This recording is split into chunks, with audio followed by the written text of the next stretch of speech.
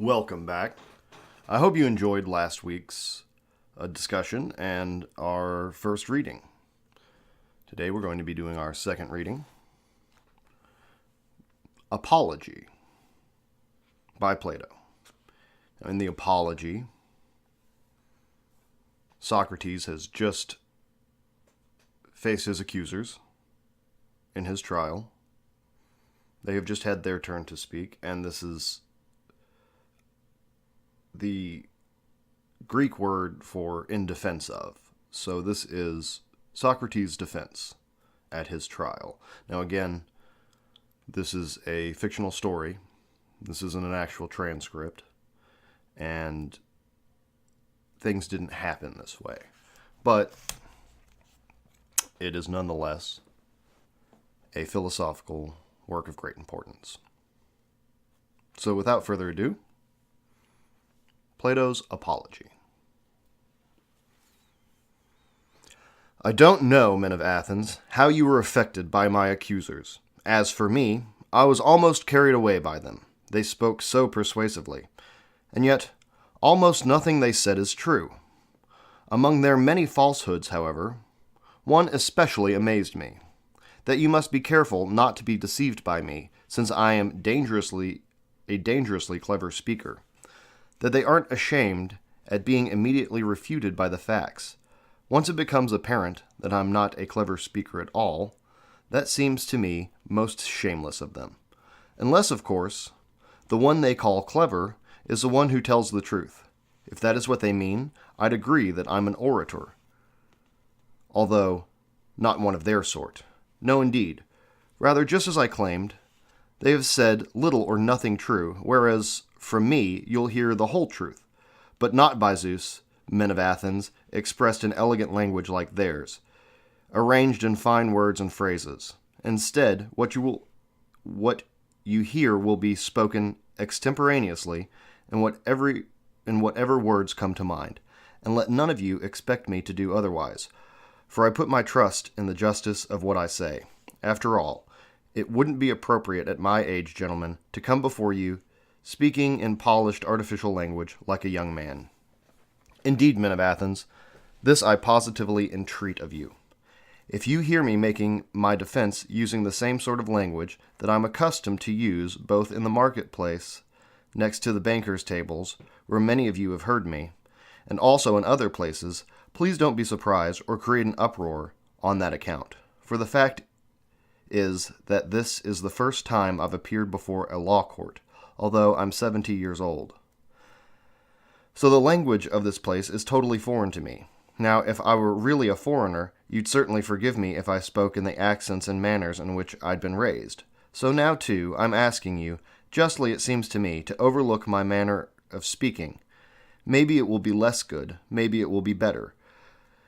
But consider and apply your mind to this alone, whether I say what's just or not. For that's the virtue of excellence of a juror, just as an orator's lies in telling the truth. The first thing justice demands, then, men of Athens, is that I defend myself from the first false accusations made against me from my first accusers, and then from the latter accusations and the latter accusers. You see, many people have been accusing me in front of you for very many years now, and nothing they say is true. And I fear them more than Anytus and the rest, though the latter are dangerous as well. As an aside, Anytus is specifically a political figure who was known to bribe some officials to get out of some rather serious trouble. I continue. And I fear them more than Anytus and the rest, though the latter are dangerous as well. But the earlier ones, gentlemen, are more dangerous. They got hold of most of you from childhood and persuaded you with their accusations against me, accusations no more true than the current ones. They say there's a man called Socrates, a wise, in quotations, man, a thinker about things in the heavens, and an investigator of all things below the earth, and someone who makes the weaker argument the stronger. Those who've spread this rumor, men of Athens, are my dangerous accusers, since the people who hear them believe that those who investigate such things do not acknowledge the gods either. Moreover, those accusers are numerous and have been accusing me for a long time now. Besides, they also spoke to you at that age when you would most readily believe them, when some of you were children or young boys. Thus, they simply won their case by default, as there was no defense. But what's most unreasonable in all this is that I can't discover even their names or tell them to you, unless one of them happens to be a comic playwright. In any case, the ones who used malicious slander to persuade you, as well as those who persuaded others after having been persuaded themselves, all of these are impossible to deal with. One cannot bring any of them here to court or cross-examine them. One must literally fight with shadows to defend oneself and cross-examine with no one to respond. So you too, then, should allow, as I claimed, that there are two groups of accusers, those who accused me just now, and the older ones I've been discussing. Moreover, you should consider it proper for me to defend myself against the latter first, since you've heard them accusing me earlier, and at much greater length than these recent ones here. All right, I must defend myself then, men of Athens, and try to take away, in this brief time, prejudices you acquired such a long time ago. Certainly that's the outcome I'd wish for. If it's in any way better for you and for me, I'd like to succeed in my defense, but I think it's a difficult task, and I am not at all unaware of its nature. Let it turn out, though, in whatever way pleases the god. I have to obey the law and defend myself. Let's examine, then, from the beginning, what the charge is from which the slander against me arose, the very one on which Meletus relied when he wrote the present indictment of me. Well, then, what exactly did the slander say to slander me? Just as if they were real accusers, their affidavit must be read. It's something like this. Socrates commits injustice and is a busybody, in that he investigates the things beneath the earth and in the heavens, and makes the weaker argument the stronger, and teaches these things to others. Indeed, you saw these charges expressed yourselves in Aristophanes' comedy. This is referring, as an aside, this is referring to the clouds, and that's a malicious playwright he was talking about before, which is a play that had a large amount of content of Socrates in it being lampooned. I continue. Indeed, you saw these charges expressed yourself in Aristophanes' comedy. There, some fellow named Socrates swings around claiming he's walking on air and talking a lot of other nonsense on subjects that I know neither a lot nor a little, but nothing at all about. Not that I mean to disparage this knowledge, if anyone's wise in such subjects. I don't want to have to defend myself against more of Meletus's lawsuits. But I, men of Athens, take no part in them. I call on the majority of you as witnesses to this, and I appeal to you to make it perfectly plain to one another. Those of you who've heard me conversing, as many of you have, tell one another, then, whether any of you has ever heard me discussing such subjects either briefly or at length. And from this, you'll realize that the other things commonly said about me are of the same baseless character. In any case, none of them is true, and if you've heard from anyone that I undertake to educate people and charge fees, that's not true either, although it seems to me to be a fine thing if anyone is able to educate people in the way of Gorgias of Lentina does, and Prodicus of Ceos, and Hippias of Ilias. As an aside, these are all rhetoricians and sophists. I continue. For each of them, gentlemen, can enter any city and persuade the young, who may associate with any of their own fellows, citizens, that they want to, free of charge, to abandon those associations and associate with them instead, pay them a fee, and be grateful to them besides. Since we're on that topic, I heard that there's another wise gentleman here at present, from Paros. for I happen to run into a man who has spent more money on sophists than everyone else put together. Callias, son of Hipponicus. So I questioned him, since he has 2 sons himself. Callias, I said, if your 2 sons had been born colts or calves, we could engage and pay a knowledgeable supervisor, one of these export horse breeders or farmers, one who could turn them into a fine and good example of their proper virtue and excellence.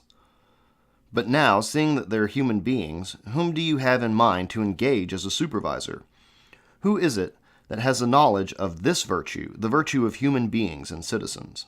I assume you've investigated the matter because you have 2 sons. Is there such a person, I asked, or not? Certainly, he replied. Who is he, I said. His name is Evenus, Socrates, he replied, from Paros. He charges 5 minas. As another aside, 5 minas is, calculated out, it's more than a year and 6 months, more than a year and a half of paid day labor that's working every day for a year and 6 months. It's just a little bit over that. He charges 5 minas. I thought even Evenus blessedly happy if he truly did possess that expertise and taught it for so modest a fee. I, at any rate, would pride myself and give myself airs if I had knowledge of those things, but in fact, men of Athens, I don't know them. Now perhaps one of you will interject, but Socrates, what then is your occupation? What has given rise to these slanders against you? Surely if you weren't in fact occupied with something out of the ordinary, if you weren't doing something different from most people, all of this rumor and talk wouldn't have arisen. Tell us then what it is, so we don't judge you hastily. These are fair questions, I think, for the speaker to ask, and I'll try to show you just what it is that has brought me this slanderous reputation. Listen then. Perhaps some of you will think I'm joking, but you may be sure that I'll be telling you the whole truth. You see, men of Athens, I've acquired this reputation because of nothing other than a sort of wisdom. What sort of wisdom, you ask, is that? The very sort, perhaps, that is human wisdom. For it may be just that I really do have the sort of wisdom, whereas people I mentioned just now may perhaps be wise because they possess superhuman wisdom. I don't know what else to call it, since I myself certainly don't possess that knowledge. And whoever says I do is lying and speaking in order to slander me. Please don't create an uproar, men of Athens. If you think I'm somehow making grand claims, you see I'm not the author of the story I'm about to tell, though I'll refer you to a reliable source. In fact, as witness to the existence of my wisdom, if indeed it is a sort of wisdom, and to its nature, I'll present the god at Delphi to you. You remember Chaerephon, no doubt. He was a friend of mine from youth, and also a friend of your party, who shared your recent exile and restoration. You remember, then, what sort of man Chaerephon was, and how intense he was in whatever he set out to do. Well, on one occasion in particular, he went to Delphi and dared to ask the oracle. As I said, please don't create an uproar, gentlemen. He asked exactly, as I'm telling you, whether anyone was wiser than myself. Pythia drew forth the response that no one is wiser. His brother here will testify to you about it, since Chaerephon himself is dead. Please consider my purpose in telling you this, since I'm about to explain to you where the slander against me has come from. You see, when I heard these things, I thought to myself as follows: what can the god be saying? What does this riddle mean? For I'm only too aware that I've no claim to being wise in anything either great or small. What can he mean, then, by saying that I'm wisest? Surely he can't be lying. That isn't lawful for him. For a long time I was perplexed about what he meant. Then, very reluctantly, I proceeded to examine it on the following sort of way. I approached one of the people thought to be wise, assuming that in his company, if anywhere, I could refute the pronouncement, and say to the oracle, "Here's someone wiser than I. Yet you said I was wisest. Then I examined this person. There was no need for me to mention him by name. He was one of our politicians, and when I examined him and talked with him, men of Athens, my experience was something like this. I thought this man seemed wise to many people, and especially to himself, but wasn't. Then I tried to show him that he thought himself wise, but wasn't. As a result, he came to dislike me, and so did many of the people present. For my part, I thought to myself as I left, I'm wiser than that person, for it's likely that neither of us knows anything fine and good, but he thinks he knows something he doesn't know, whereas I, since I don't in fact know, don't think that I do either. At any rate, it seems that I'm wiser than he in just this one small way. That what I don't know, I don't think I know. Next, I approached another man, one of those thought to be wiser than the first, and it seemed to me that the same thing occurred. So I came to be disliked by that man too, as well as by many others. After that, I kept approaching one person after another. I realized with distress and alarm that I was arousing hostility. Nevertheless, I thought I must attach the greatest importance to what pertained to the God. So, in seeking what the oracle meant, I had to go to all those with any reputation for knowledge. And by the dogmen of Athens, for I'm obliged to tell the truth before you, I really did experience something like this. In my investigation in response to the God, I found that, where wisdom is concerned, those who had the best reputations were practically the most deficient, whereas men who were thought to be their inferiors were much better off. Accordingly, I must present all my wanderings to you as if they were labors of some sort that I undertook in order to prove the oracle utterly infutable. You see that after the politicians, I approached the poets, tragic, dithyrambic, and the rest, thinking that in their company I'd catch myself in the very act of being more ignorant than they. So I examined the poems with which they seemed to me to have taken the most trouble and questioned them about what they meant, in order that I might also learn something from them at the same time. Well, I'm embarrassed to tell you the truth, gentlemen, but nevertheless it must be told. In a word, almost all the people present could have discussed these poems better than their authors themselves.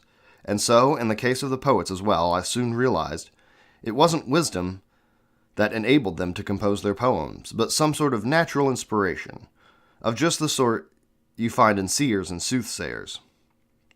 For these people, too, say many fine things, but know nothing of what they speak about. The poets also seem to me to be in this sort of situation. At the same time, I realized that because of their poetry, they thought themselves to be wise, the wisest of people, about the other things as well as what they weren't. So I left their company too, thinking that I had gotten the better of them in the very same way as of the politicians. Finally, I approached the craftsmen. You see, I was conscious of knowing practically nothing myself, but I knew I'd discover that they, at least, would know many fine things, and I wasn't wrong about this. On the contrary, they did know things that I didn't know, and in that respect they were wiser than I. But, men of Athens, the good craftsman also seemed to me to have the very same flaw as the poets, because he performed his own craft well. Each of them also thought himself to be wisest about other things, the most important ones, and this error of theirs seemed to overshadow the wisdom. So I asked myself on behalf of the oracle whether I'd prefer to be as I am, not in any way wise with their wisdom, nor ignorant with their ignorance, or to have both qualities as they did. And the answer I gave myself, and to the oracle, was that it profited me more to be just the way I was. From this examination, men of Athens, much hostility has arisen against me, of a sort that is harshest and most onerous. This has resulted in many slanders, including that reputation I mentioned of being quote-unquote wise. You see, the people present on each occasion think that I'm wise about subjects on which I examine others. But in fact, gentlemen, it's pretty certain the God who is really wise it's pretty certainly the God who is really wise, and by his oracle he meant that human wisdom is worth little or nothing. And it seems that when he refers to the Socrates here before you and uses my name, he makes me an example as if he were to say, that one amongst you is wisest, mortals, who, like Socrates, has recognized that he's truly worthless where wisdom is concerned. So even now I continue to investigate these things and to examine in response to the God any person, citizen, or foreigner I believe to be wise. Whether he seems not to be so to me, I come to the assistance of the God and show him that he's not wise. Because of this occupation, I've no leisure worth talking about, for either the city's affairs or my own, domestic ones. Rather, I live in extreme poverty because of my service to the God. In addition to these factors, the young people who follow me around of their own accord, those who have the most leisure, the sons of the very rich, enjoy listening to people being cross-examined. They often imitate me themselves and in turn attempt to cross-examine others. Next, I imagine they find an abundance of people who think they possess some knowledge, but in fact know little or nothing. The result is that those they question are angry, not at themselves, but at me, and say that Socrates is a thoroughly pestilential fellow who corrupts the young. Then, when they're asked what he's doing or teaching, they've nothing to say, as they don't know. Yet, so as not to appear at a loss, they utter the stock phrases used against all who philosophize. Things in the sky and beneath the earth, and not acknowledging the gods, and making the weaker argument the stronger. For they wouldn't be willing to tell the truth, I imagine, that it has become manifest they pretend to know, but know nothing. So, seeing that these people are, I imagine, ambitious, vehement, and numerous, and have been speaking earnestly and persuasively about me, they've been filling your ears with vehement slanders. On the basis of these slanders, Meletus has brought his charges against me, and Anytus and Lyson along with him. Meletus is aggrieved on behalf of the poets, Anytus on behalf of the artisans and politicians, and Lyson on behalf of the orators. So I begin by saying, I'd be amazed if I could rid your minds of the slander in the brief time available when there's so much of it in them. There, men of Athens, is the truth for you. I've spoken it without concealing or glossing over anything, whether great or small, and yet I pretty much know that I make enemies by doing these very things, and that further evidence that I'm right, that this is the prejudice against me, and these it causes. Whether you investigate these matters now or later, you'll find it to be so. Enough, then, for my defense before you against the charges brought by my first accuser. Next, I'll try to defend myself against Meletus, who is, he claims, both good and patriotic, and against my latter accusers, once again. Then, just as if they were really a different set of accusers, their affidavit must be examined in turn. It goes something like this. Socrates is guilty of corrupting the young, and not acknowledging the gods of the city acknowledges, but new demonic activities instead. Such, then, is the charge. Let us examine each point in this charge. Meletus says, then, that I commit injustice by corrupting the young. But I, men of Athens, reply that it's Meletus who is guilty of playing around with serious matters, of lightly bringing people to trial, and professing to be seriously concerned about things he has never cared about at all. And I'll try to prove this. Step forward, Meletus, and answer me. You regard it as most important, do you not, that our young people be as good as possible? I certainly do, Meletus responded. Come then, and tell these jurors who improves them. Clearly you know, since you care. For having discovered, as you assert, the one who corrupts them, namely myself, you bring him before these jurors and accuse him. Come then, speak up. Tell the jurors who it is that improves them. Do you see, Meletus, that you remain silent and have nothing to say? Yet you think that that's shameful and sufficient evidence of exactly what I say. That you care nothing at all. Speak up, my good man. Who improves them? The laws, Meletus responded. But that's not what I'm asking, my most excellent fellow, but rather which person, who knows the laws themselves in the first place, does this? The gentlemen, Socrates, the jurors. These gentlemen, Socrates, the jurors, he answered. What are you saying, Meletus? Are you able to educate and improve the young? Most certainly, he answered. All of them. Or some, but not others? All of them. What good news, by Hera, and great abundance of benefactors that you speak of. What then about the audience present here? Do they improve the young or not? Yes, they do so too, he responded. And what about the members of the council? Yes, the councilors too. But if that's so, Meletus, surely those in the assemblymen, won't corrupt the young, will they? Won't they improve them too? Yes, they will too. But then it seems that all the Athenians, except for me, make young people fine and good, whereas I alone corrupt them. Is this what you're saying? Emphatically. Most emphatically. That is what I am saying, Meletus responded. I find myself, if you're right, in a most unfortunate situation. Now answer me this. Do you think that the same holds of horses? Do people in general improve them, whereas one particular person corrupts them, or makes them worse?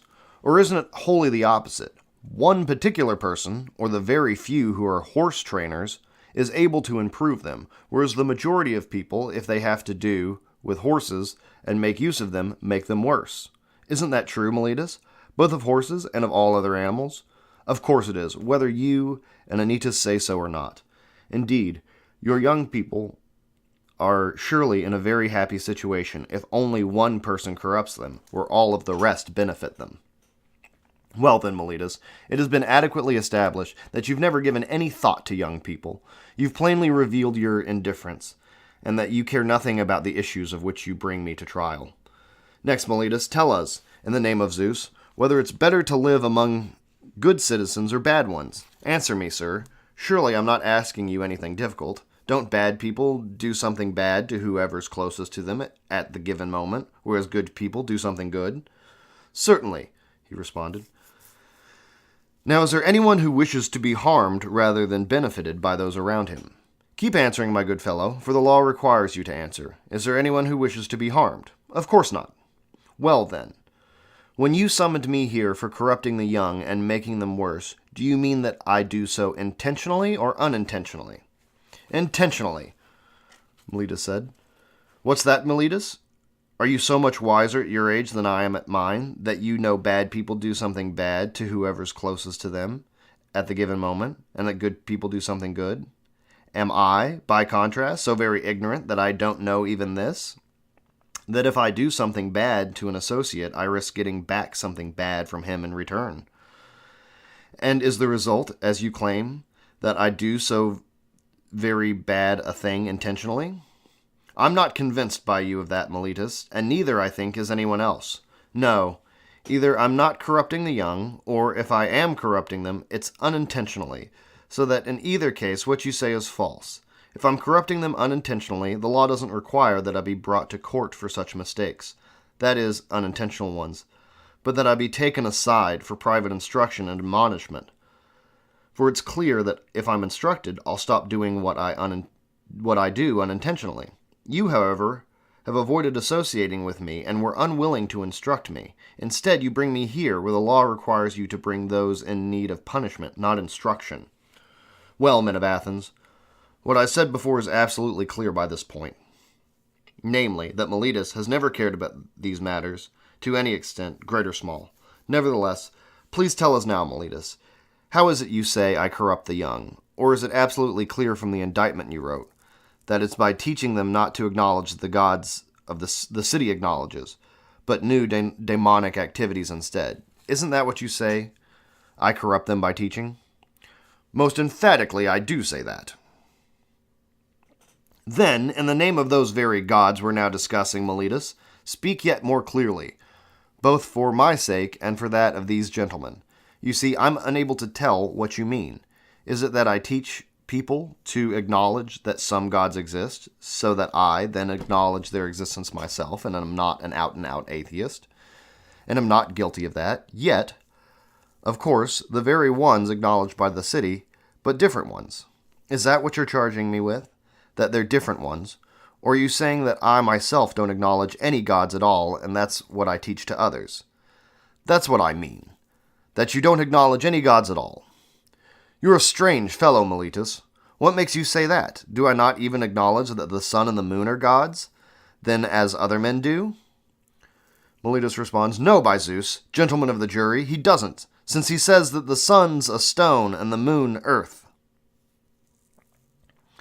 My dear Meletus, do you think it's Anaxagoras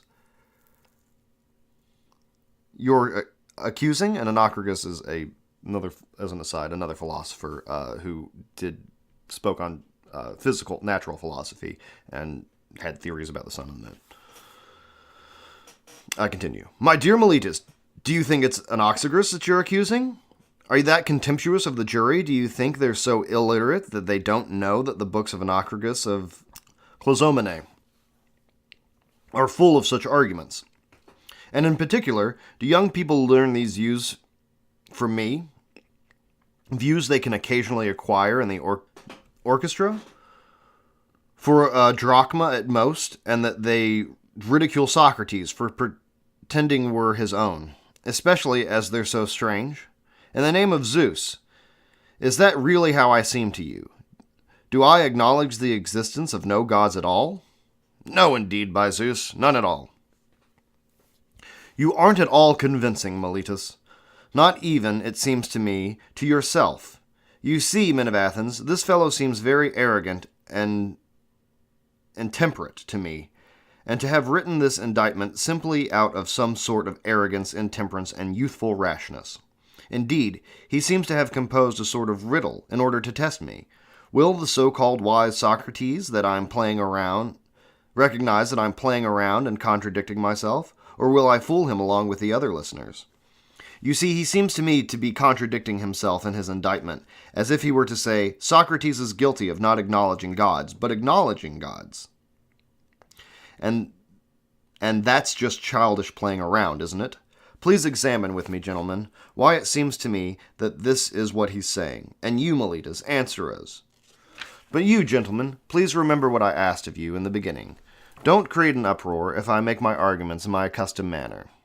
Is there anyone, Meletus, who acknowledges that human activities exist, but doesn't acknowledge human beings? Make him answer, gentlemen, and don't let him make one protest or another. Is there anyone who doesn't acknowledge horses, but acknowledges equine activities? Or who doesn't acknowledge that musicians exist, but does acknowledge musical activities? There's no one, best of men. If you don't want to answer, I must answer for you and for the others here, but at least answer my next question. Is there anyone who acknowledges the existence of demonic activities, but doesn't acknowledge daemons? No, there isn't. How good of you to answer, if reluctantly and when compelled by these gentlemen. Well then, you say that I acknowledge demonic activities, whether new or familiar, and teach about them. But then, on your account, I do at any rate acknowledge demonic activities, and to this you've sworn in your indictment against me. However, if I acknowledge demonic activities, surely it's absolutely necessary that I acknowledge daemons. Isn't this so? Yes, it is. I assume you agree, since you don't answer. But don't we believe that daemons are either gods, or at any rate children of gods? Yes or no? Of course. Then if I do believe in daemons, as you're saying, and if daemons are gods of some sort, that's precisely what I meant when I said that you're presenting us with a riddle and playing around. You're saying that I don't believe in gods, and on the contrary, that I do believe in gods, since in fact I do at least believe in daemons. But if, on the other hand, daemons are children of the god, some sort of bastard offspring of a nymph, or whomever else tradition says each one is a child, what man could possibly believe that the children of gods exist, but not gods? That would be just as unreasonable as believing in the children of horses and asses, namely mules, while not believing in the existence of horses and asses. Well then, Meletus, you must have written these things to test us, or because you were at a loss about what genuine instance to charge me with. There's no conceivable way you could persuade any man with even the slightest intelligence that the same person believes in both demonic activities and gods, and on the contrary, that this same person believes neither in daemons, nor in gods, nor in heroes. In fact, then, men of Athens, it doesn't seem to me to require a long defense to show that I'm not guilty by the charges in Melinus's indictment, but what I've said is sufficient. But what I was also saying earlier, that much hostility has arisen against me and among many people, you may be sure that's true. And it's what will convict me, if I am convicted. Not Miletus or Anytus, but the slander and malice of many people. It has certainly convicted many other good men as well, and I imagine it will do so again. There's no danger it will stop with me. But perhaps someone may say, aren't you ashamed, Socrates, to have engaged in the sort of occupation that now has put you at risk of death? I, however, would be right to reply to him, you're not thinking straight, sir.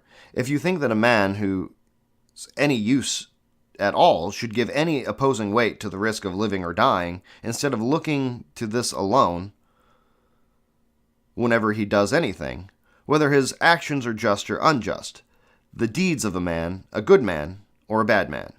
You see, on your account, all those demigods who died on the plain of Troy were inferior people, especially the son of Thetis, who was so contemptuous of danger when the alternative was something shameful. When he was eager to kill Hector, his mother, since she was a goddess, spoke to him, I think in some such words as these, My child, if you avenge the death of your friend Patroclus, and slay Hector, you will die yourself immediately. So the poem goes, as your death is fated to follow next after Hector's. But though he heard that, and was contemptuous of death and danger, for he was far more afraid of living a bad man and failing to avenge his friends. Let me die immediately, then, it continues, once I have given the wrongdoer his just deserts, so that I do not remain here by the curved ships, a laughingstock and a burden upon the earth. Do you really suppose he gave a thought to death or danger? You see, men of Athens, this is the truth of the matter. Wherever someone has stationed himself because he thinks is best, or wherever he's been stationed by his commander, there, it seems to me, he should remain, steadfast, in danger, taking no account at all to the death or anything else, in comparison to what's shameful. I'd therefore have been acting scandalously, men of Athens, if, when I'd been stationed in Podia, Amphipolis, or Delium, by the leader you had elected to lead me, I, like many others, remained where they'd stationed me, and run the risk of death.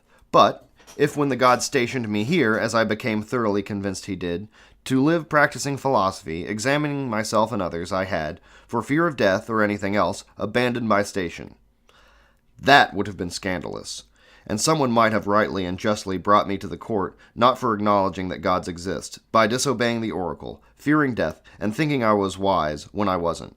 You see, fearing death, gentlemen, is nothing other than thinking one's wise when one isn't, since it's thinking one knows what one doesn't. No. I mean, no one knows whether death may not be the greatest of all goods for people, but they fear it as if they knew for certain. That is the worst thing of all. Yet surely, this is the most blameworthy ignorance of thinking one knows what one doesn't know. But I, gentlemen, may perhaps differ from most people by just this much matter too.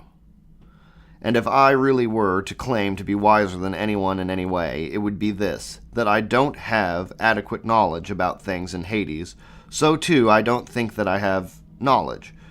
To act unjustly, on the other hand, to disobey someone better than oneself, whether god or man, that I do know to be bad and shameful. In any case, I'll never fear or avoid things that may, for all I know, be good, more than things I know are bad. Suppose, then, you're prepared to let me go now and disobey Anytus, who said I shouldn't have been brought to court at all. But then, since I had been brought to court, you had no alternative but to put me to death, because, as he had stated before you, if I were acquitted, soon your sons would be entirely corrupted by following Socrates' teachings. Suppose, confronted with that claim, you were to say to me, Socrates, we will not obey Anytus this time. Instead, we are prepared to let you go. but on the following condition, that you spend no more time on this investigation and don't practice philosophy. And if you're caught doing so, you'll die. Well, as I just said, if you were to let me go on these terms, I'd reply to you. I've the utmost respect and affection for you, men of Athens, but I'll obey the god rather than you. And as long as I draw breath and am able, I won't give up practicing philosophy, exhorting you, and also showing the way to any of you I ever happen to meet, saying just the sort of things I'm accustomed to say. My excellent man, you're an Athenian. You belong to the greatest city renowned for its wisdom and strength. You are not ashamed that you take care to acquire as much wealth as possible, and reputation and honor. But about wisdom and truth, about how your soul may be in the best possible condition, you take neither care nor thought. Then if one of you disagrees and says that he does care, I won't let him go away immediately, but I'll question, examine, and test him, and if he does seem to me to possess virtue, though he claims he does, I'll reproach him, saying that he treats the most important things as having the least value, and inferior ones as having more. This I will do for anyone I meet, young or old, alien or fellow citizen, but especially for you, my fellow citizens, since you're closer kin to me. This, you may be sure, is what the god orders me to do, and I believe that no greater good for you has ever come about in the city than my service to the god. You see, I do nothing else except go around trying to persuade you, both young and old alike, not to care about your bodies or your money as intensely as about how your soul may be in the best possible condition. I say, it's not from wealth that virtue comes, but from virtue, money, and all other things that are good for human beings, both in private and in public life. Now, if by saying this I'm corrupting the youth, this is what you'd have to think to be harmful. But if anyone claims I say something other than this, he's talking nonsense. It's in that light I want to say, men of Athens, that you should obey Anytus or not, and let me go or not, knowing that I wouldn't act in any other way, not even if I were to die many times over. Don't create an uproar, men of Athens. Instead, please abide by my request not to create an uproar at what I say, but to listen, for I think it will profit you to listen. You see, I'm certainly going to say some further things to you at which you may perhaps exclaim, but by no means do so. You may be sure that if you put me to death, a man of the sort I said I was just now, you won't harm me more than you harm yourselves. Certainly Miletus or Anytus couldn't harm me in any way. That's not possible, for I don't think it's lawful for a better man to be harmed by a worse. He may, of course, kill me, or perhaps banish me, or disenfranchise me. And these he believes to be very bad things, and others no doubt agree, but I don't believe this. Rather, I believe that doing what he's doing now, attempting to kill a man unjustly, is far worse. So, men of Athens, I'm far from pleading in my own defense now, as might be supposed. Instead, I'm pleading in yours, so that you don't commit a great wrong against the god's gift to you by condemning me. If you put me to death, you won't easily find another like me, for even if it seems ridiculous to say so, I've literally been attached to the city, as if to a large thoroughbred horse that was somewhat sluggish because of its size, and needed to be awakened by some sort of gadfly. It's just such a gadfly, it seems to me, that the god has attached me to the city, one that awakens, cajoles, and reproaches each and every one of you, never stops alighting everywhere on your whole day. You won't easily find another like that, gentlemen.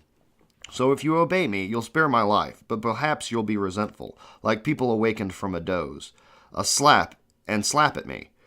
If you obey Anytus, you might easily kill me. Then you might spend the rest of your lives asleep, unless the god, in his compassion for you, were to send you someone else. That I am indeed the sort of person to be given as a gift to the city by the god, you may recognize from this. It doesn't seem a merely human matter, does it? For me to have neglected all of my own affairs, and to have put up with this neglect of my domestic life for so many years now, but always to have minded your business by visiting each of you in private, like a father or elder brother, to persuade you to care about virtue. Of course, if I were getting anything out of it, or were being paid for giving this advice, my conduct would be intelligible. But as you can plainly see for yourselves, that my accusers, who so shamelessly accused me of everything else, couldn't bring themselves to be so utterly shameless as to call a witness to say that I ever once accepted or asked for payment. In fact, it's I who can call what I think is a sufficient witness that I'm telling the truth, my poverty. But perhaps it may seem strange that I, of all people, give this advice by going around and minding other people's business in private. Yet do not venture to go before your assembly and give advice to the city in public. The reason for that, however, is one that you've heard me give many times and in many places. A divine demonic thing comes to me, the very thing Miletus made mocking allusion to in the indictment he wrote. It's something that began happening to me in childhood. A sort of voice comes, which whenever it does come, always holds me back from what I'm about to do, but never urges me forward. It is what opposes my engaging in politics, and to me, at least, its opposition seems entirely right. For you may be sure, men of Athens, that if I'd tried to engage in politics, I'd have perished long ago and have benefited neither you nor myself. Please don't resent me if I tell you the truth. The fact is that no man will be spared by you or by other multitude of people if he genuinely opposes a lot of unjust and unlawful action and tries to prevent them from happening in the city. On the contrary, anyone who really fights for what's just, if indeed he's going to survive for even a short time, must act privately, not publicly. I'll present substantial evidence of that. Not words, but what you value, deeds. Listen, then, to what happened to me, so you may see that fear of death wouldn't lead me to submit to a single person, contrary to what's just. Not even if I were to perish at once for not submitting. And things I tell you are of a vulgar sort commonly heard in the law courts, but they're true nonetheless. You see, men of Athens, I never held any public office in the city, but I've served on the council, and it happened that my own tribe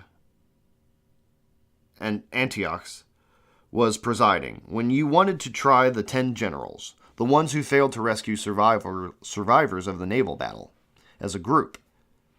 That was unlawful, as you came to recognize at later time. On that occasion, I was the only presiding member opposed to your doing something illegal, and I voted against you. And though the orators were ready to lay information against me and have me summarily arrested, and you were shouting and urging them on, I thought that I should face danger on the side of law and justice rather than go along with you for fear of imprisonment or death when your proposals were unjust. This happens when the city was still under democratic rule, but later, when the oligarchy had come to power, it happened once more. The 30, which is a group of tyrants, and this is an aside, obviously, it was a group of 30 tyrants established by Sparta after defeating Athens. It only lasted for a while, and then their democracy was reinstated. I continue. But later, when the oligarchs had come to power, it happened once more. The 30 summoned me and 4 others to the Tholos and ordered us to arrest Leon of Salamis and bring him from Salamis to die. They gave many such orders to many other people, too, of course, since they wanted to implicate as many as possible in their crimes.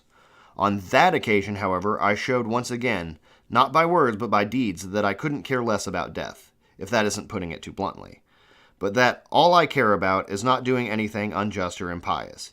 You see, that government, powerful though it was, didn't frighten me into unjust action. When we came out of Tholos, the other 4 went to Salamis and arrested Leon, whereas I left and went home. I might have died for that if the government hadn't fallen shortly afterwards. There are many witnesses who will testify before you about these events. Do you imagine, then, that I'd have survived all of these years if I'd been regularly active in public affairs and had come to the aid of justice like a good man and regarded that as most important as one should? Far from it, men of Athens. and neither would any other man. But throughout my entire life, in any public activities I may have engaged in, it was evident I was the sort of person, and in private life I was the same, who never agreed to anything with anyone contrary to justice, whether with others or with those whom my slanderers say are my students. In fact, I've never been anyone's teacher at any time, but if anyone, whether young or old, wanted to listen to me while I was talking and performing my own task, I never begrudged that to him.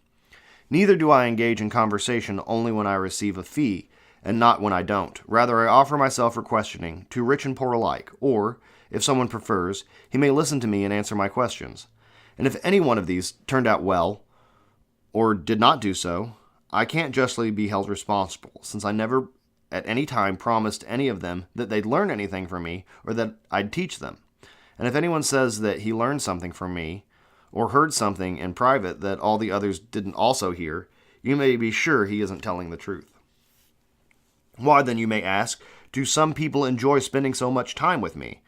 You've heard the answer, men of Athens. I told you the whole truth. It's because they enjoy listening to people being examined who think they're wise but aren't. For it's not unpleasant in my case. In my case, however, it's something, you may take it from me, I've been ordered to do by the God, in both oracle and dreams, and in every other way that divine providence ever ordered any man to do anything at all. All these things, men of Athens, are both true and easily tested.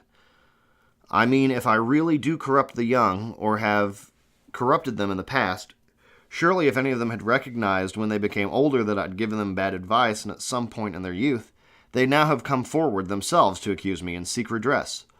Or else, if they weren't willing to come themselves, some of their family members, fathers, brothers, or relatives, if indeed their kinsmen had suffered any harm from me, would remember it now and seek redress.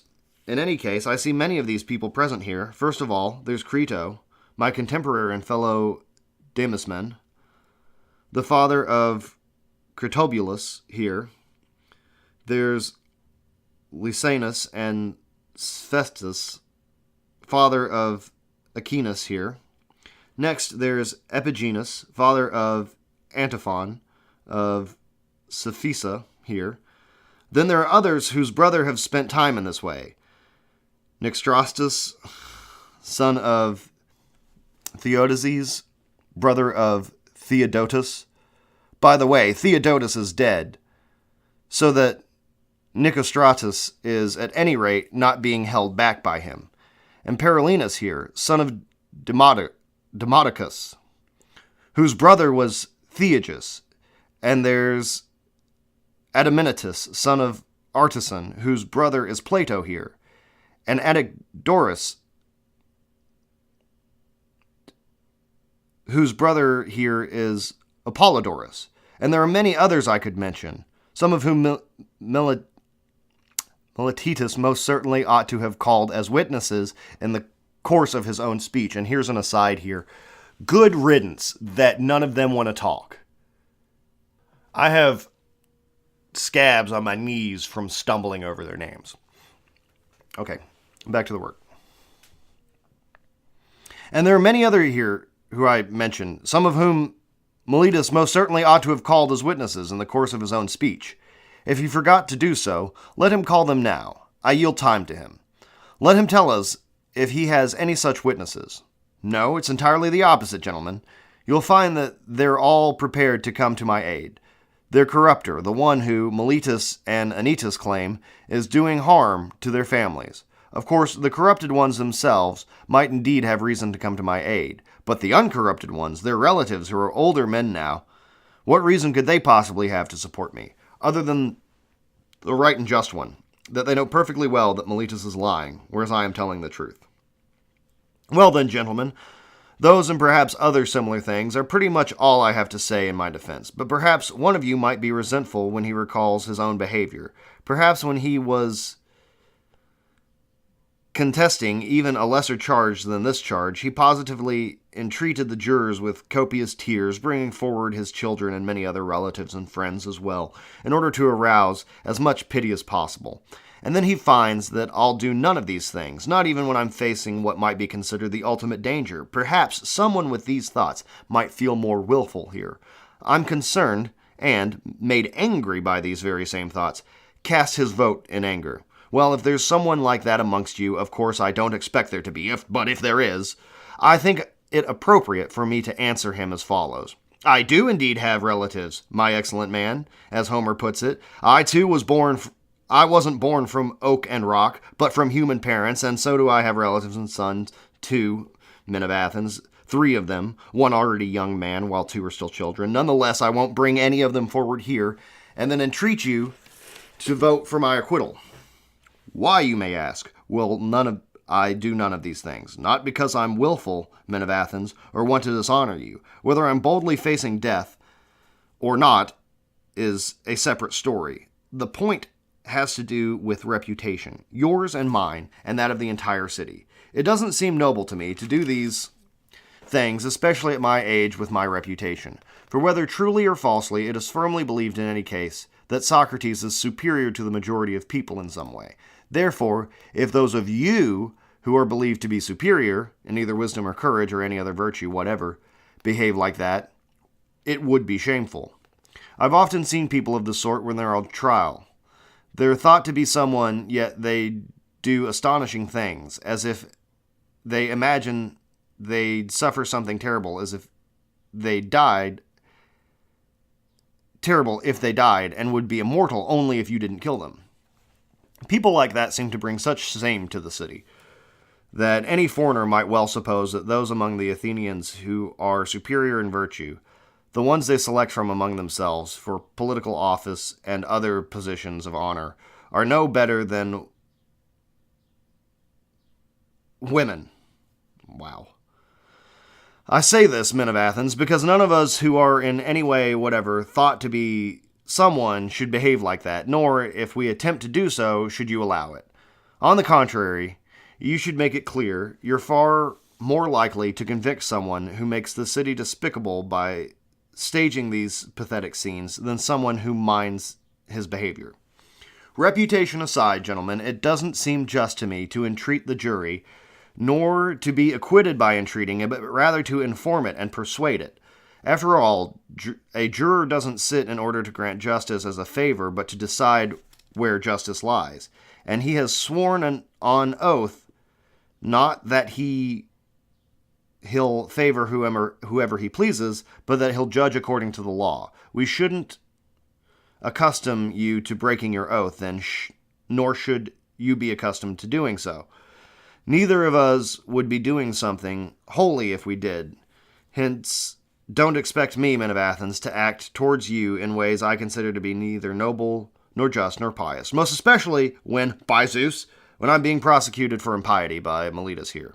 You see, I tried to persuade and force you by entreaties after you've sworn an oath. I clearly would be teaching you not to believe in the existence of gods, and my defense would literally convict me of not acknowledging gods, but that far from being the case, I acknowledge them, men of Athens, and none of my accusers does. I turn it over to you and to the gods, and to the God to judge me in whatever way will be the best for me and for yourselves. And at this point, Socrates' defense rests, and the jurors come to a pre-verdict before sentencing, which is guilty and death. Gee, I wonder why. There are many reasons, men of Athens, why I'm not resentful at this outcome, that you voted to convict me, and that this outcome wasn't expected by me. I'm much more surprised at the number of votes cast on each side. I don't think that the decision would be by so few voters, but a great many. Yet now it seems that if a mere 30 votes had been cast differently, I'd have been acquitted. Or rather, it seems to me that where Meletus is concerned, I've been acquitted even as things stand, and not merely acquitted. On the contrary, one thing at least is clear to everyone. If Anytus had not come forward with Lyson to accuse me, Meletus would have been fined 1,000 drachma, since he wouldn't have received a fifth of the vote. But be that as it may, the man demands the death penalty for me. Well then, what counter penalty should I now propose to you, men of Athens? Or is it clear that it's whatever I deserve? What then should it be? What do I deserve to suffer or pay just because I didn't mind my own business throughout my life? Because I didn't care about the things most people care about, making money, managing an estate, or being a general, a popular leader, or holding some other political office, or joining the cabals and factions that come to exist in a city. But thought myself too honest, in truth, to engage in these things and survive.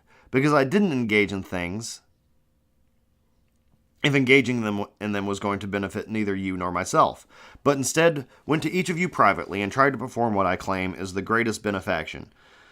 That's what I did. I tried to persuade each of you to care, first, not about any of his possessions, but about himself and how he'll become best and wisest, and not primarily about the city's possessions, but also about the city itself, and to care about all the things, and to care about all other things in the same way. What then do I deserve to suffer for being such a man? Something good, men of Athens, if I'm indeed to propose a penalty that I truly deserve. Yes, the sort of good thing, too, that would be appropriate for me. What, then, is appropriate for a poor man who is a public benefactor and needs to have the leisure to exhort you? Nothing could be more appropriate, men of Athens, than for such a man to be given free meals in the Prytaneum. Much more so for him, at any rate, than for any one of you who has won a victory at Olympia, whether with a single horse or a pair or a team of four. You see, he makes you think you're happy, whereas I make you actually happy. Besides, he doesn't need to be sustained in that way, but I do need it. So, if, as justice demands, I must propose a penalty that I deserve, that's the penalty I propose. Free meals in the Prytaneum. Now, perhaps when I say this, you may think I'm speaking in a quite willful manner, just as when I talked about appeals to piety and supplications. That's not so, men of Athens. Rather, it's something like this. I'm convinced that I never intentionally do injustice to any man, but I can't get you to share my conviction because we've talked together a short time. I say this because if you had a law, as other men in fact do, not to try a capital charge in a single day, but over several, I think you'd be convinced. But as things stand, it isn't easy to clear myself of huge slanders in a short time. Since I'm convinced that I've done injustice to no one, however, I'm certainly not likely to do myself injustice, to announce that I deserve something bad and to propose a penalty of that sort for myself. Why should I do that? In order not to suffer what Miletus has proposed as a penalty for me when I say that I don't know whether it's a good or a bad thing? As an alternative to that, am I then to choose one of the things I know very well to be bad and propose it? Imprisonment, for example. And why should I live in prison, enslaved to the regularly appointed officers of the 11? All right, a fine with the imprisonment until I pay, but in my case the effect would be precisely the one I just now described, since I haven't the means to pay. Well then, should I propose exile? Perhaps that's what you'd propose for me, but I'd certainly have to have an excessive love of life, men of Athens, to be so irrational to do that. I see that you, my fellow citizens, were unable to tolerate my discourse and discussions, but came to find them burdensome and odious. And you're now seeking to get rid of them. It is likely then that I'll infer that others will find them easy to bear. Far from it, men of Athens. It would be a fine life for me indeed, a man of my age, to go into exile and spend his life exchanging one city for another because he's always being expelled. You see, I well know that wherever I go, the young will come to me and hear me speak, just as they do here. And if I drive them away, they will themselves persuade their elders to expel me. Whereas if I don't drive them away, their fathers and relatives will expel me because of these same young people. Now, perhaps some of you may say, but by keeping quiet and minding your own business, Socrates, wouldn't it be possible for you to live in exile for us? This is the very hardest point on which to convince some of you. You see, if I say that to do that would be to disobey the God, and that this is why I can't mind my own business, you wouldn't believe me, since you'll suppose I'm being ironical. But again, if I say this is the greatest good for a man to discuss the virtue every day, and the other things you've heard me discussing and examining myself and others about on the grounds that the unexamined life isn't worth living for a human being, you'll believe me even less when I say that. But in fact, things are just as I claim them to be, men of Athens, though it isn't easy to convince you of them. At the same time, I'm not accustomed to think that I deserve anything bad. If I hadn't the means, I'd have proposed a fine. If I'd had the means, I'd have proposed a fine as of much as I could afford to pay, since that would have done me no harm at all. But as things stand, I don't have them, unless you want me to propose as much as I'm in fact able to pay. Perhaps I could pay you about a mina of silver, so I propose a fine of that amount. One moment, men of Athens. Plato here, and Critobulus, and Apologras as well, are urging me to propose 30 minas, and saying that they themselves will guarantee it. I propose a fine of that amount, therefore, and these men will be sufficient guarantors to you of that silver. And this is the end of his counter-proposal for a counter-punishment, and then they'll go on to sentencing next. And he'll make his closing remarks, I suppose, after the sentencing, which is a strange place to make closing remarks. As an aside, which all of this is obviously right now, the mina of silver he proposed to pay is 100 silver pieces, 100 silver drachmas. And earlier we saw that 5 minas, a price charged by somebody for instruction. We saw that that was a year and a half of paid labor. So here, where the proposal is upped to 30 minas, that's 300, or not 300, that's 3,000 silver drachmas. So that's a decade worth of paid labor. A lot of money. We continue with his final remarks here, where he was condemned to death, and they didn't accept his counter-proposal of either a fine or feeding him for free. For the sake of a little time,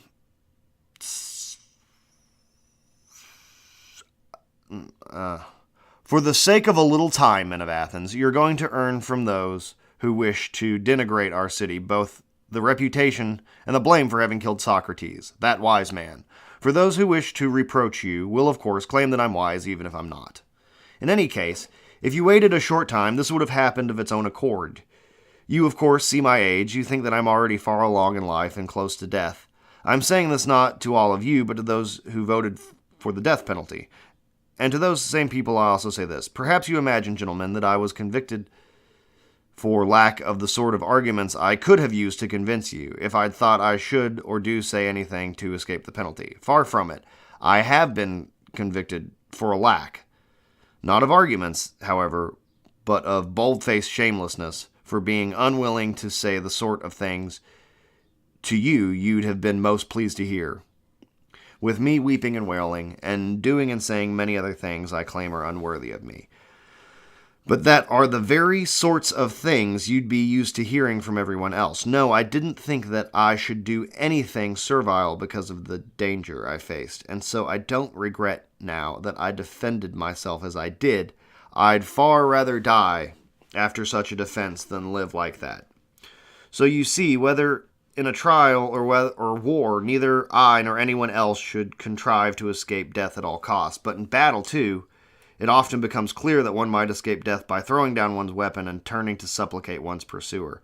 And in each sort of danger, there are many other ways one can contrive to escape death if one is shameless enough to do or say anything. The difficult thing, gentlemen, isn't escaping death. Escaping villainy is much more difficult, since it runs faster than death. And now I, slow and old as I am, have been overtaken by the slower runner, while my accusers, clever and sharp-witted as they are, have been overtaken by the faster one, vice. And now I take my leave, convicted by you of a capital crime, whereas they stand forever convicted by the truth of wickedness and injustice. And just as I accept my penalty, so must they.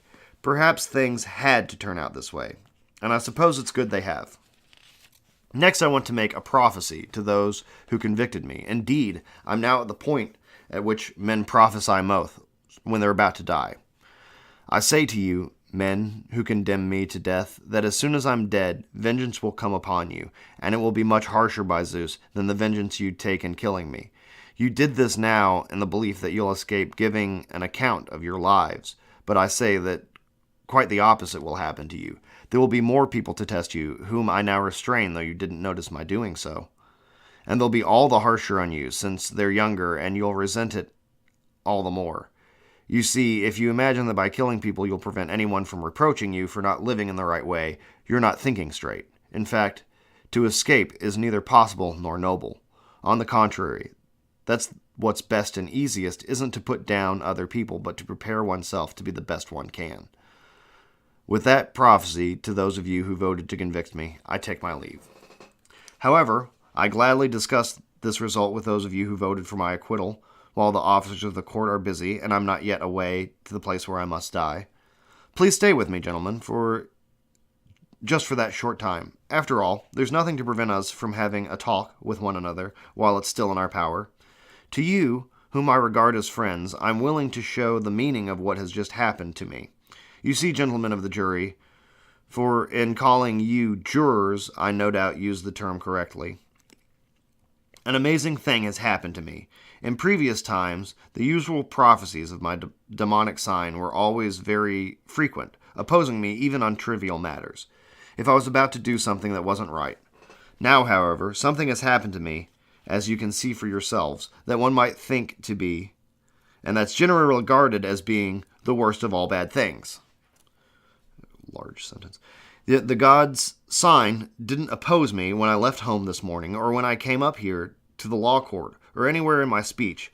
When I was about to say something, even though in other discussions it has often stopped me in the middle of what I was saying, that would be nice. Now, however, where this affair is concerned, it has opposed me in nothing I either said or did. Shame. What, then, do I suppose is the explanation for that? I'll tell you. You see, it's likely that what has happened to me is a good thing, and that those of you who will suppose death to be bad make an incorrect supposition. I've strong evidence of this, since there's no way my usual sign would have failed to oppose me if I were about to achieve something good. But let's bear in mind that the following is also a strong reason to hope that death may be something good. Being dead is one of two things, either the dead or nothing, as it were, and have no awareness whatsoever of anything at all, or else, as we're told, it's some sort of change, a migration of the soul from here to another place. Now, if there's in fact no awareness, but it's like sleep, the kind in which the sleeper has no dream whatsoever, then the death would be an amazing advantage. For I imagine that if someone had to pick a night in which he slept so soundly that he didn't even dream, and had to compare all other nights and days in his life with that one, and then, having considered the matter, had to say how many nights or days in his life he had spent better or more pleasantly than that night. I imagine that not just some private individual, but even the great king, the king of Persia, would find them easily to count compared to the other days and nights.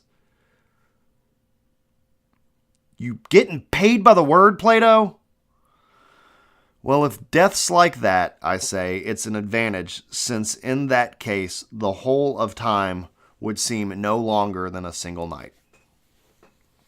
On the other hand, if death's a sort of journey from here to another place, and if it's what we're told is true, and all who've died are indeed there, what could be a greater good than that, gentlemen of the jury, if arriving in Hades and leaving behind the people who claim to be jurors here, One's going to find those who are truly jurors and judges, the very ones who are said to sit in judgment there too. Minos, Rhadamanthus, that's wrong, Arcus,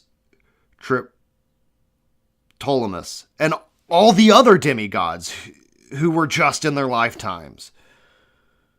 Would the journey be a wretched one? As an aside, gee, I don't know, Socrates. Why don't you name drop 5 other people and talk about something that doesn't matter because you've already been convicted to die? Or again, what would any one of you not give to talk to Orpheus and Missusus and Hesiod and Homer? I'd be willing to die many times over if that were true. You see, for myself at any rate, spending time there would be amazing. When I met Palamedes or Ajax, the son of Telamon, you're going to drop Ajax. You don't got to tell us he's the son of Telamon. I'm sorry. I apologize for that. Or anyone else of old who died because of an unjust verdict.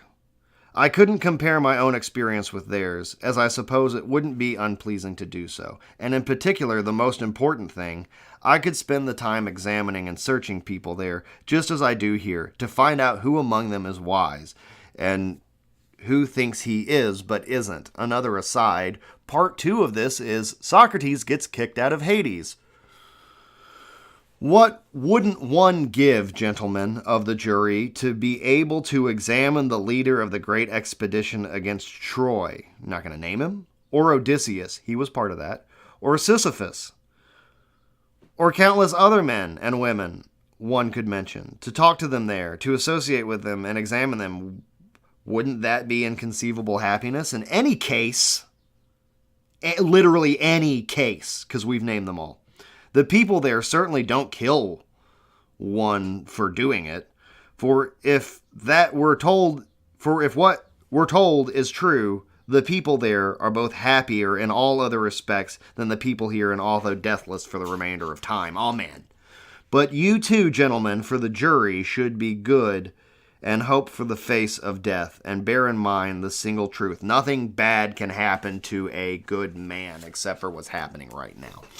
Nothing good can happen to a bad man, whether in life or in death, nor are gods unconcerned about his troubles. What has happened to me hasn't happened by chance, but rather it's clear to me that to die now and escape my troubles was a better thing for me. It was for this very reason that my sign never opposed me. And so, for my part, I'm not at all angry with those who voted to condemn me or with my accusers, and yet this wasn't what they had in mind when they were condemning and accusing me. No, they thought to harm me, and for that they deserve to be blamed, so I don't forgive them. He doesn't say so, I don't forgive them. That's just the logical conclusion of what he was saying. This small favor, however, I ask of them. When my sons come of age, gentlemen, punish them by harassing them in the very same way that I have harassed you. If they seem to you to take care of wealth or anything before virtue, if they think that they're someone when they're no one, reproach them, just as I reproached you. Tell them that they don't care for the things they should, and they think they're someone when they're worth nothing. If you will do that, I'll have received my own just deserts from you, as will my sons. But now it's time to leave. I to die, and you to live. Which of us goes to the better thing, however, is unclear to everyone except the God. And that was the apology. I'm extremely relieved that we're through with it. It was about 15 pages longer than our last work, so I'm working on pacing and a couple of other things. I hope you all enjoyed it. I'm sorry I got so frustrated there at the end that I couldn't stop cracking wise, but I also think it's hilarious, and I do think that Plato's a little bit of a blowhard. But whenever we get to Aristotle, we'll have plenty of time to talk about that. So thank you all for listening. You've just read the Apology, or I've just read the Apology, and we both agree that it was probably too long for me to try and tackle here. But I appreciate you sticking with me, and I'll just say, God bless each and every one of you.